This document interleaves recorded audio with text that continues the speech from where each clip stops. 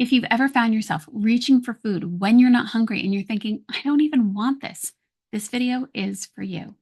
If you've been here before, welcome back to the channel. And if this is your first time here, welcome to the channel. My name is Lenora. I am an emotional eating expert and eating disorder specialist, and I help people all over the world have a much better relationship with food and with their body.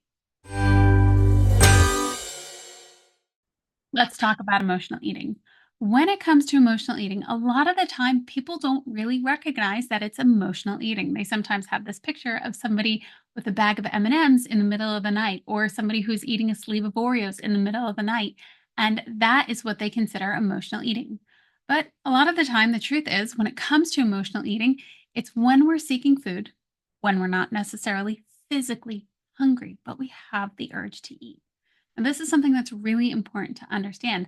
For example, if you just got in a fight with somebody and you find yourself wanting to go eat or suddenly needing something chocolatey or something sweet and you're finding yourself reaching for food, that is you having an emotional response to the fight and quite literally needing food to come back down into your body. When it comes to our emotions can really take control of our entire day. So, this is why it's really important to be able to work on your mindset. And it's really important to be able to hold boundaries. One of the biggest things that blew my mind when I was understanding this, when I was really having a better understanding of my own behaviors, because of course, I am an expert by experience. When I was realizing I'm reaching for food and I'm not hungry and I'm eating it and I'm thinking I'm not even hungry, I was doing something to quite literally feel better. So I might have not been feeling good from a disagreement, or I might have just been feeling sad or lonely, whatever the case was.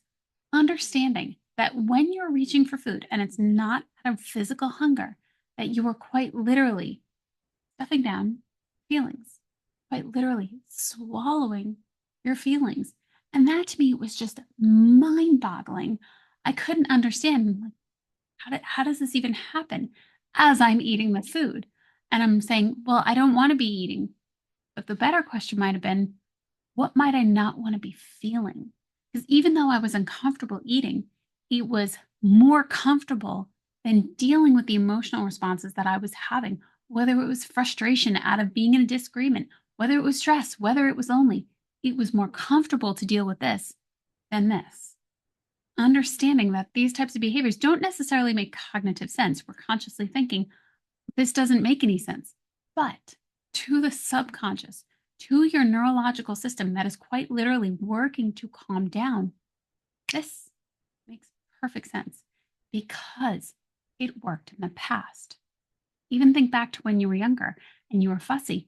What was the first response? Oh, they might be hungry. They might have a wet diaper. They might need something. Even think about other times as you got older when you were sad. Grandma and grandpa might have given you ice cream to make you feel better. There were times where we were reaching for food to bring us up. Also, understanding that when we eat, it does have a chemical hormonal change in our brain, ultimately resulting in us feeling better. That being said, you might be eating thinking, I don't want to be eating, but doing this behavior of eating quite literally allows us to feel better and it helps us move away from the feelings that we didn't want to begin with. This is something to truly remember. We are constantly working to move away from discomfort and seek comfort. We are designed this way. When I really understood that, I had a much better understanding of this. And this is something that I help my clients understand more. When you can recognize that you're moving toward comfort and that this is uncomfortable, you have to start finding that balance of where that threshold is, where you're still feeling okay in the space of being uncomfortable. That is absolutely a key piece to the puzzle. Now, this is something I teach all of my clients and all of my students, understanding that when you're eating, you're seeking comfort. And we're wanting to find that sweet spot of where we can maneuver into the discomfort, where we can sit with our feelings, where we can sit with these emotions, where we can sit and work to feel okay. This is quite literally how we start to regulate our nervous system. This is why things like meditation, this is why things like going out for a walk are so important. It's because it quite literally allows our nervous system to process the emotions that we're feeling. Understanding that in today's incredibly busy world, we are constantly being stimulated. We're constantly being oftentimes overstimulated, especially with our phones going off, especially with all these alerts. It's causing stress to the system.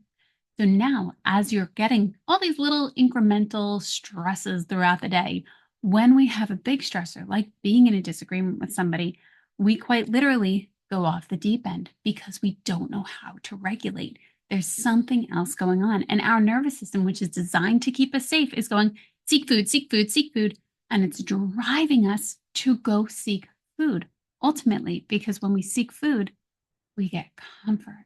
I truly hope that you found this video helpful. If you had insights, if you had ahas, if you had epiphanies, great. Leave them in the comments below. If you have questions, especially in the realm of emotional eating or eating disorders, whether it's about you or it's about a loved one, please don't hesitate to reach out to me, whether it's in the comments or if you track me down on social media. I'm truly here to support you. This is something that is truly near and dear to my heart. As somebody who experienced it personally for over 2 decades of her life, trust me, I've been there. I get it. Thank you so much for spending time here. Be sure to subscribe. And until next time, stay well.